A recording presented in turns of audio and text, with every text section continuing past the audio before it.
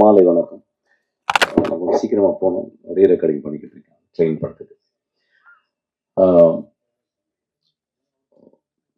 கிட்டத்தட்ட நகரங்கள்ல இருக்க எல்லா மனிதர்களும் ஒரு நாள் கிராமங்கள்லேருந்து வந்தவங்க தான். இன்னைக்கு இந்த இந்த கூத்தை பார்க்கும்போது, first of all I want everybody to stand up and give big standing ovation for those people. அவங்க வந்து இந்த கூட்டு பண்ணதுக்காக எல்லாரும் எந்திரிச்சு சென்று அவங்களுக்கு ஒரு ஸ்டாண்டிங் ஓவேஷன் கொடுக்கணும். ஏன்னா இந்த ஸ்டாண்டிங் ஓவேஷன் எந்திரிச்சு ப்ளீஸ் கைஸ், நன்றி. ஏன்னா பீத்தாவன் வந்து அவருடைய 5th சிம்போனியை வந்து அவர் அரங்கேற்றம் செய்யும் போது 11 நிமிஷம் ஸ்டாண்டிங் ஓவேஷன் பண்ணாங்களாம். அதுக்காக உங்களுக்கு ஒரு நிமிஷமாவது ஒரு ஸ்டாண்டிங் ஓவேஷன் கொடுப்போம் நம்மளால.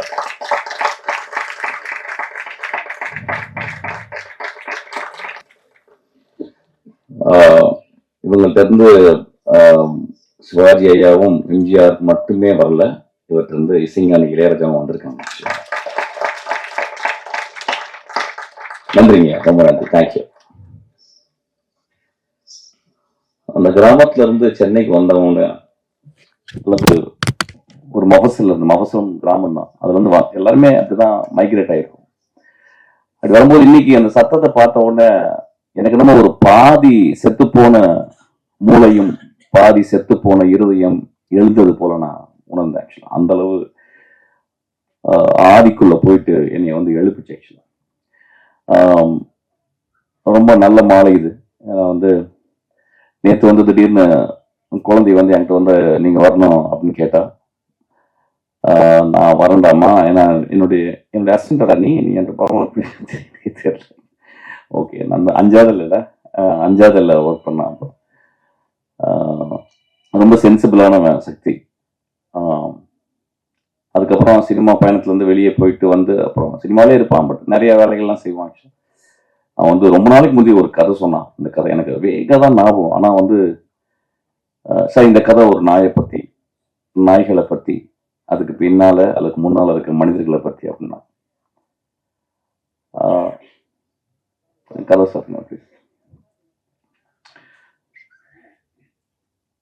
அங்க போஸ்டர் பார்க்கும்போது அங்க ஒரு 5-6 மனிதர்களும் இங்க ஒரு 7-8 நிஜ மனிதர்களும் இருந்ததை பார்த்தேன். ஆக்சுவலா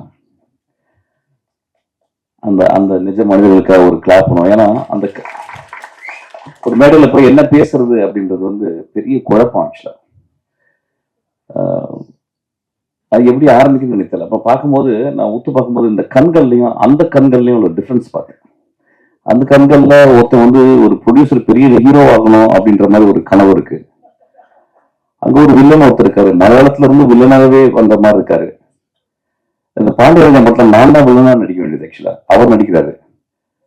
அது மாதிரி நிறைய குழந்தைகள் நிறைய வந்து அவங்க கண்கள்ல வந்து ஏதோ ஒரு பரிதவிப்பும், ஏதோ ஏதோ ஒன்று சம்திங் அப்படின்னு இருக்கு. ஒரு நகரத்தை சார்ந்த, நாகரிகத்தை சார்ந்த நிறைய விஷயங்கள் அந்த கண்கள்ல இருக்கு. அந்த கண்களை பார்க்கும்போது 3 விஷயம் தான் அதுல தெரியுது. ரேஜ் பார்த்தேன், அதாவது பிரைமல் எமோஷன், கோபம் கூட கிடையாது, ரேஜ். It's called rage. நாய்களோட ரொம்ப பழகிருக்கேன், நாய்களோடய வாழ்ந்திருக்கேன். இன்னைக்கு நாய் எல்லாமே இருக்கிறேன். நாய்கிட்ட இருந்து நிறைய கத்துருக்கேன். நான் தனிமையில், சின்ன வயசுல நான் தனிமையில் இருக்கும்போது எனக்கு வந்து மணின்னு ஒரு நாய் எனக்கு ரொம்ப ரொம்ப ஆதர்சமானது. ஒரு வெள்ளை கலர்ல பெருசா, தலை பெருசா, அந்த மாதிரி நான் இது வரைக்கும் நான் பார்த்ததே இல்லை. கிராமங்கள்ல மணி, எல்லா நாய்களும் மணியா தான் கூப்பிடுவாங்க. சொல்லப்போனா எங்களை வழக்கம், அது வீட்டு முன்னாலே இருக்கும். அது பியூட்டிஃபுல். அப்ப அது வந்து எங்களை ப்ரொடெக்ட் பண்ற ஒரு தெய்வமா தான் இருக்கும். குழந்தைகளை பார்த்துக்கும், பாம்பு பூச்சி வராது, ஏதோ நாங்க உணவை பரிமாறிப்போம். ஒரு ஆதி தகப்பன் போல் எங்க கூட எப்பயுமே ஒரு நாய் இருந்துகிட்டே இருக்கும். நல்ல ஞாபகம். ஒரு 5 வருஷம் கழிச்சு ஒரு நாள் காணோம். நான் தேர்ந்தேன் போயிட்டு, எங்கம்மான்னு கேட்டா எங்க பாட்டி சொன்னாங்க வந்து இல்ல, அதுக்கு வந்து மனநிலை பாதிச்சிருச்சு, அதை கொண்டு போய் கொல்ல போறாங்க அப்படின்னு. நான் ரொம்ப ஓடினேன். எங்க ஊர்ல ஒருத்தர் அதை கொல்றதுக்கே ஒருத்தர் இருந்தார். அது கொல்லல, அது கிட்டத்தட்ட ஒரு கருணை கொலை தான். ஒரு சாக்குல அதை வந்து பிடிச்சி உள்ள போட்டு ஒரு கடப்பாறையினால் அடித்து அதை கொண்டு என்னால் மறக்கவே முடியல. நான் அது வந்து பெட்டுங்களை நான் பக்கத்துல போனதே கிடையாது. நான் என் அசிஸ்டன்ஸ்லாம் கேட்பேன். என் அசிஸ்டன்ஸ்ல 2 பேர் ரொம்ப பெட்டோட. வெங்கட்னு ஒரு அசிஸ்டன்ட், ரொம்ப அறிவானவன். அவன் வந்து 2 நாய்களை அவன் வீட்டில் அதுக்கு ஒரு பெரிய பெட்டு மாதிரி 2 பெட்டு கொடுத்து அதை பத்தி பேசுறதுதான் அவனுக்கு வேலை. அவன் வாழ்நாள் ஃபுல்லா அந்த நாய்களை பத்தியே பேசிட்டு. அந்த 2 நாய்களும் என்னையும் தான் அவனுக்கு ரொம்ப பிடிக்கும்னு நினைக்கிறேன். அப்ப அதை பத்தியே பேசுறப்ப ரொம்ப ஆச்சரியமா இருக்கு. என்னடா இப்ப என்ன பண்ண, ஒரு படி மேல போயிட்டு அதுக்கு கேமரா ஃபிக்ஸ் பண்ணி இப்ப நான் ரீரெக்கார்டிங் பண்ணும்போது அதை பார்த்துக்கிட்டே இருக்கான். நான் ரீரெக்கார்டிங் பண்றது கூட பார்க்கல. அப்ப எனக்கு ஒரு யோசனை, ஏன் இந்த இந்த இந்த குழந்தைகள் வந்து இந்த நாய் மேல இவ்வளவு. நான் வரும்போது படிச்சேன், எங்க அந்த டாக் அப்படின்ற வார்த்தை எங்க இருந்து, அதுக்கு வந்து அதுக்கு எங்க இருந்து வந்துச்சுன்னு தெரியல. அந்த எட்டிமாலஜிக்கா டோர்கா அப்படின்றாங்க. அந்த டோர்கான்ற வார்த்தை எப்படி வந்துச்சுன்னே தெரியல லாட்டின்ல. நான் யோசிச்சே வந்தேன், எப்படி வந்திருக்கும். ஆதி மனிதன், கடவுளால் படைக்கப்படாத மனிதர்கள் சில பேர் வந்து டார்வின் விதிப்படி மரங்களில் இருந்து கீழே இறங்கி சவான்களா நடக்கும்போது அவன் எல்லா மிருகங்களையும் கொன்னுட்டு அதை திங்கணும் அல்லது தன்னை பாதுகாக்கணும்னு தான் வந்திருப்பான். புலிசிங்கங்களை திங்க முடியாது, ஓநாய்களை திங்க முடியாது. ஓநாயினுடைய இனம் தான் அது. ஓநாயினுடைய வழித்தோன்றல் தான் நாய்கள். நம்ம எல்லாத்துக்குமே தெரியும், அதை பார்த்தாலுமே கேனைன் ஃபேமிலின்னு சொல்லுவாங்க ஆக்சுவலா. அப்ப எப்படி அந்த மனிதன் வந்து அந்த காட்டை வந்து பயந்து பயந்து பயந்து ஒவ்வொரு அடியா எடுத்து வைக்கும்போது பாம்பு இருக்கும், பூச்சி இருக்கும், உணவு தேடி போகணும், குழந்தைகளை பார்த்துக்கணும், தாய் தந்தையை பார்த்துக்கணும், இரவான நெருப்புக்கு கட்டைகளை சேகரிக்கணும், நெருப்புக்கு கல்லை தேடணும். அப்படிங்கும்போது எப்படி ஒரு ஓநாய் எப்படி அது ஒரு மனிதனை சார்ந்து வந்திருக்கும் அப்படின்றது வந்து எனக்கு ரொம்ப டிரான்சிஷன். அந்த டிரான்சிஷன் சொல்லுவாங்க இங்கிலீஷ்ல. அதாவது நம்ம வந்து சினிமா மொழியில அதிகமா யூஸ் பண்றது, ஒரு கதையில் ஒரு கதாநாயகன் ஒரு இடத்துல இருந்து மாறி வரலாம் அப்படின்றது. இப்ப பாத்தீங்கன்னா one of the greatest transition பார்த்தேன். திடீர்னு கடவுள் தோன்றார், திடீர்னு பிள்ளையார் தோன்றார். எனக்கு இந்த மாதிரி ஒரு பிள்ளையார் நான் வாழ்க்கையில பார்த்ததே இல்லை. நான் நிஜமாவே முதல் தடவை நான் பிள்ளையாரை பார்த்தேங்க. நண்பர்களே, ஆதி கலைஞர்கள் ஐயா நம்ம பார்க்கும்போது ரொம்ப நம்ம ரொம்ப சும்மா சிரிச்சு பார்த்த மாதிரி இருக்கும். பிள்ளையார் இது வரைக்கும் பார்த்திருக்கோமான்னு தெரியல.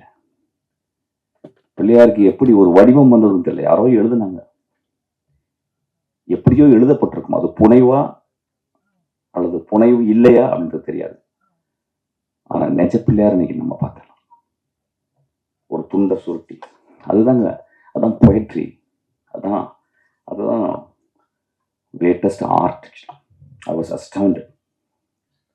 அப்ப அந்த ஒரு ஓநாய் ஏதோ ஒரு வகையில, நிச்சயமா ஓநாய் எப்பயுமே நான் பார்த்திருக்கேன். ஓநாய் வந்து நான் வெளிநாடுகளில் போகும்போது பார்த்திருக்கேன். அதுக்கப்புறம் நான் கிட்டத்தட்ட ஒரு 15-16 வருஷம், ஆமா ஒரு 18 வருஷம் மசனங்குடியில போயிட்டே இருக்கும்போது நான் ரொம்ப பார்க்க ஆசைப்பட்டேன். நான் வந்து விலங்குகளை போய் நான் காட்டுக்குள்ள பார்க்கறது இல்லை. எனக்கு என்னமோ எல்லாருமே இந்த சஃபாரின்னு சொல்லுவாங்க, but I don't believe that. ஏன்னா அது இருந்த இடத்துல நம்ம போயிட்டு அதை போய் ஒளிஞ்சு நின்று பார்க்கறது, ஜீப்ல நின்று பார்க்கறது, லைட் அடிச்சு பார்க்கறதுன்றது எனக்கு நம்பிக்கை இல்லை. அதை எப்பயாவது வரும்போது என் நண்பர் வீட்டில் தங்கியிருக்கும் போது அந்த காட்டில் அப்படி வந்துட்டு போகும்போது நான் பார்ப்பேன். அப்போ இந்த 16-17 வருடங்கள்ல நான் பார்க்காத ஒரு யானைகள் பார்த்துருக்கேன், புலிகள் பார்த்துருக்கேன், எல்லாமே பார்த்துருக்கேன். நான் பார்க்காத ஒரே ஒரு வந்து சென்னாய் தான். அந்த சென்னாய் நான் ரொம்ப எக்ஸாட்டிக்கான ஒரு அனிமல். அது மனிதர்கள் கண்டு அது தோணாது. அப்போ ஒரு நாள் நான் ஒரு இடத்துல இருந்து ஒரு இடத்துக்கு நான் ஒரு மத்தியானம் போகும்போது 2 நாய்கள், சென்னாய்கள். நாயின்னு சொல்லும் போது இந்த சமூகம் வந்து அதை ஒரு கீழே தான் பார்க்குறாங்க. நான் அந்த தோணையில பேசலை. அந்த 2 உருவங்கள் நம்ம கொடுத்த பேர் இது. பைரவர்கள் வேணா சொல்லலாம், ஆதி பைரவர்கள் வேணா சொல்லலாம். அவங்க 2 பேர் நடந்து போனதை பார்த்தேன். நான் பிரேக் போட்டுட்டேன், அது அப்படியே நடந்து போகுது. அந்த 2ம் அந்த காட்டுக்குள்ள ஒரு பகுதியிலேருந்து இன்னொரு பகுதிக்கு போகும்போது நான் பார்த்தேன். அந்த மனிதன் போட்ட அந்த பாதையிலே அந்த அந்த அஸ்பால்ட், அந்த ரோட்ல வந்து 2 பேர் நடந்து போறாங்க. அதேமா அது வந்து காதலனும் காதலியாகவும் கணவனும் மனைவியாக தான் இருக்கும். என்னைய பார்த்து அப்படி ஒரு அந்த வண்டியை பார்த்துட்டு, ஒரு அசிங்கமான அந்த ஜீப்பை பார்த்துட்டு அப்படியே திரும்பி போவாங்க. அந்த ஒரு ஒரு ஒரு செகண்ட் நான் பார்த்தேன். அப்படி அப்படி அந்த காட்டுக்குள்ள ஒரு நாய்களை பார்த்து, செந்நாய்களை பார்த்து பயப்படுற மிருகங்கள் என்னன்னா, எல்லா மிருகங்களும் பயப்படணும். யானை முதற்கொண்டு பயப்படணும். ஏன்னா ஒரு செந்நாய் எப்படி வேட்டையாடும் அப்படின்னா, ஒரு புலிய துரத்திட்டு வந்து நாலா பக்கம், எப்பயுமே செந்நாய் ஒரு 10-15 பேர் தான் வருவாங்க. அதாவது நீங்க ஆர்ட் ஆஃப் வார படிக்கணும்னா செந்நாய் படிக்கணும். அது எப்படி ஸ்ட்ராட்டஜின்னு. ஒரு 10-12 நாய் வந்து அதை சுத்தின உடனே விரட்டி ஓடுமா. ஒரு கிட்டத்தட்ட ஒரு 10 கிலோமீட்டர் விரட்டுமா, பின்னாடி போயிட்டே இருக்குமா. கடைசியில் அந்த புலியோ சிறுத்தை ரொம்ப டயர்டாகி ஒரு மரத்துல ஏறிடுமா. அந்த மரத்துல ஏறினோன்னா இது நடக்குமா. அது வந்து ஒரு 5 மணி நடந்துச்சுன்னா அந்த அந்த நாய்கள் அந்த அந்த மரத்தை கீழே அப்படியே 10 நாள் அப்படியே உட்காந்துடணும். ஒரு ஒரு அந்த இரவு ஃபுல்லா உட்காந்துடணும் அந்த 10 நாய்களும். காலையில ஒரு 6 மணிக்கு இன்னொரு 10 நாய்கள் வந்து இவங்களை ரிலீவ் பண்ணுவாங்க. இவங்க எந்திரிச்சு போங்கன்னா அந்த 10 நாய் உட்காரணும். அன்னைக்கு இரவு ஃபுல்லா உட்காந்துடும். மறுநாள் இரவுல அது அந்த சிறுத்தை மயங்கி கீழே வந்துடும். அதை உணவாக எடுத்துக்கொண்டு தன்னுடைய குழந்தைகளுக்கும் தான் தின்று மீதி தன் தொண்டைக்குள் வைத்துக் கொண்டு தூரத்தில் இருக்கும் அந்த 10 கிலோமீட்டர் தூரத்தில் இருக்கிற அந்த மரப்பொந்துகள் அல்லது மலை பொந்துகள்ல ஒளிந்திருக்கும் அந்த மனைவி மக்களுக்கு, தாய் தந்தையருக்கு கொண்டு போய் கக்கி அதை வந்து கொடுக்கும்.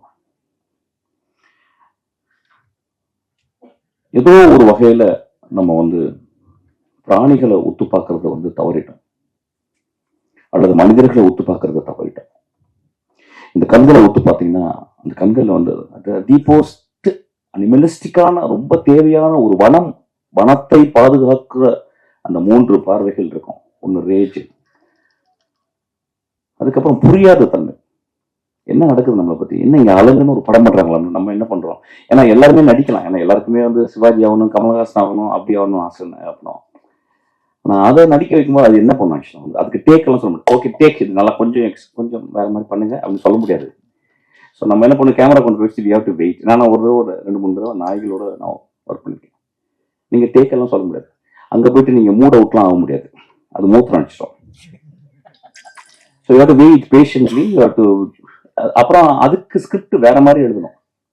இப்போ இங்கிருந்து அது வரணும் அப்படின்னா டாக்டர் சொல்லி சார் அது வரணும் அப்படின்னா அவர் டாக்டர் நீங்க நிற்பாரு, அது வரும் ஏதோ சொன்னோன்னு.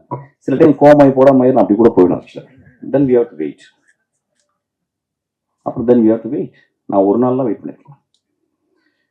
ஸோ ஒரு நடிகர்கள் முன்னால நடிக்கவே தெரியாது அந்த ரேஜ், புரியாத தன்மை, அதுக்கப்புறம் 3வது பார்வையாக நீங்க ஒத்து பார்த்தீங்கன்னா ஒரு பெரும் கருணையை உள்ள பார்க்கலாம். நம்ம எல்லாம் சொல்றோம் கருணை வந்து மனிதருக்கு சொந்தமானது, கருணை விலங்குகளுக்கு சொந்தமானது. ஒரு 4 நாளைக்கு முந்தி என்னுடைய அசிஸ்டன்ட் நிவேதிதா ஒரு 10 வருஷத்துக்கு முந்தி, ஒரு 8 வருஷத்துக்கு முந்தி ஒரு கார் ஆக்சிடென்ட்ல முதுகுல அடிபட்டு 2 காலம் அவளால் வேகமாக நடக்க முடியாது. அவள் என் கூட தான் அசிஸ்டண்டா இருக்கா. அவள் வந்து சொன்னா என்கிட்ட, சார் நான் நேற்று வந்து நைட்டு எங்கள் வீட்டுக்கு கீழே வெளியே வந்து ஒரு தெருநாய் இருக்கு சார். நான் எப்போ பார்த்தேன்னா அது போன சாப்பாடு கொடுப்பேன். நான் வந்து நான் வாழாட்டேன், என்னை பார்த்து ரொம்ப பிடிக்கும், பக்கத்தில் ஒரு நான் தடவி கொடுப்பேன். நீ படிக்கட்டில் வந்து விடுங்கயா விடுங்க சார். மேலே 3வது படிக்கட்டு. ஒரு குச்சி வச்சிருப்பான் கையில், அதை வச்சு நடந்து போவோம் 3வது மாடி. லிஃப்ட் யூஸ் பண்ண மாட்டேன், ஏன்னா மாடி ஏறி போகணுன்னு டாக்டர் சொல்லியிருக்கான், கால் கொஞ்சம் பலமாக்கணும். அப்போ நான் நேற்று போனேன் சார், என் பின்னாடியே உரசிக்கிட்டே வந்துச்சு. 2வது மாடி வரும்போது என் பக்கத்தில் குறுக்க வந்துச்சு, எனக்கு பேலன்ஸ் ஆகி நான் வந்து கீழே விழுந்துட்டேன் சார். ஒரு 3-4 படி உருண்டு விழுந்துட்டேன். அப்போ விழுந்த உடனே என் கொஞ்ச நேரம் அப்படியே பார்த்துச்சேன் அந்த டாக். அதுக்கப்புறம் என் பக்கத்தில் வந்துச்சு, அப்படியே அது கண்ணில் பதட்டத்தை பார்த்தேன். அது அப்படியே ஒடுங்கி, உடம்பெல்லாம் ஒடுங்கி என் மேலே வந்து பக்கத்தில் நின்றுச்சு. எனக்கு பயங்கர கோவம். நான் அடிக்கலான்னு குச்சியை ஓங்கிட்டேன். அதுக்கப்புறம் அதை பார்த்துட்டு எனக்கு ரொம்ப கஷ்டமாயிடுச்சு. எனக்கு விழுந்து விழுந்து பழக்கம் சார். அதனால எனக்கு பழக்கம். நான் எந்திரிச்சு அப்படியே கோவமா போயிட்டேன். மறுநாள் காலையில் நான் ஆஃபீஸ்க்கு வந்து கதவை திறந்தேன் சார். வெளியே நின்றுச்சு, என்னைய பார்த்துச்சு. நான் அதை பார்த்து சிரிச்சேன். அது அப்படியே ஓரமாக ஒதுங்குச்சு. நான் அப்படியே நடந்து 3வது மாடியிலேருந்து அந்த 8 படிக்கட்டு கீழே இறங்கி வந்தேன். அது மேலே நின்று பார்த்துச்சு. அடுத்த 8 படி கீழே வந்தேன் சார். அது அந்த 8வது படியில் கீழே வந்து நின்று என்னை பார்த்துச்சு. அடுத்த 8வது படி வரும்போது அதுக்கப்புறம் 8 படியில் வந்து பார்த்துச்சு சார். அதுக்கப்புறம் நான் வீட்டுக்கு கீழே ரோட்டுக்கு வந்த மாதிரி என்னை தூரத்துக்கிட்டே பார்த்துச்சு. அந்த கண்களில் பெரிய சாரியும் பெரிய தாய்மையும் பெரும் கருணையும் இருந்துச்சு சார். சொன்னான், நண்பர்களே, நான் சொன்னேன், நான் படித்த எல்லா புத்தகங்களோட கருணை இதுதான் நான் படிச்சிருக்கேன். நான் படித்த எல்லா டால்ஸ்டாய் கதைகளையும் கூட இந்த இந்த இந்த ஈவெண்ட் தான் எனக்கு பெருசாக பட்டுச்சு. இதை நான் பகிர்ந்துக்கிறதுக்கு தான் இன்னைக்கு நான் வந்தேன். ஆக்சுவலாக நான் வந்திருக்கவே மாட்டேன். ஏன்னா அந்த டாகை பற்றி ஏதோ ஒரு வகையில் நாங்கள் பேசும்போது, என்னோட அசிஸ்டன்ஸ்லாம் பேசும்போது அதிகமாக நாங்கள் பேசுறது பேரன்பை பற்றியும் கருணைகளை பற்றி தான். அதை தவிர வேறு எதுவுமே பேசல. ஒருவேளை அவனுக்கு வந்து நாய்களை பற்றி சொல்லணும்னு ஆசைப்படுறான். படம் எப்படி இருக்குன்னு எனக்கு தெரியல. நிச்சயமா அதில் ஒரு பெரும் கருணை இருக்குன்னு நினைக்கிறேன். ஒரு படம் எடுத்து அந்த படம் மக்களால் அங்கீகரிக்கப்பட்டு அது பெரிய ஆர்ட் ஃபார்ம் ஆகுறது ரொம்ப கஷ்டம். இன்னைக்கு கூட நான் பண்ணிட்டு இருக்கும்போது எனக்கு நியூஸ் கேட்டுச்சு. அதாவது ஒரு திரைப்படத்தை பார்க்க போகும்போது அந்த திரைப்பட நடிகர் அங்கே வந்து அதனால மக்கள் வேகமாக ஓடி போயிட்டு ஒரு பெண் இறந்துட்டாங்க. அது ஒரு பெரிய ஆக்சிடென்ட். அதுக்கு அந்த கதாநாயகனுக்கும் அவனும் ரொம்ப கஷ்டப்பட்டுவான். அந்த குழந்தை.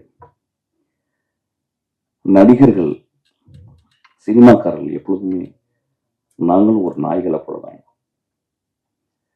ஏதோ இந்த கிராமத்தில் வந்து ஏதோ ஒரு ஊருக்கு வந்து மைக்ரேட் ஆகி வந்து இந்த இப்போ கலைகள் பண்ணாங்க பார்த்தீங்களா, அது மாதிரி இதை பண்ணி இதை பாருங்க, இப்படி நாங்கள் ஆடி காட்டுறோம், இப்படி பாடி காட்டுறோம், நீங்கள் கொஞ்சம் கைத்தட்டுங்க.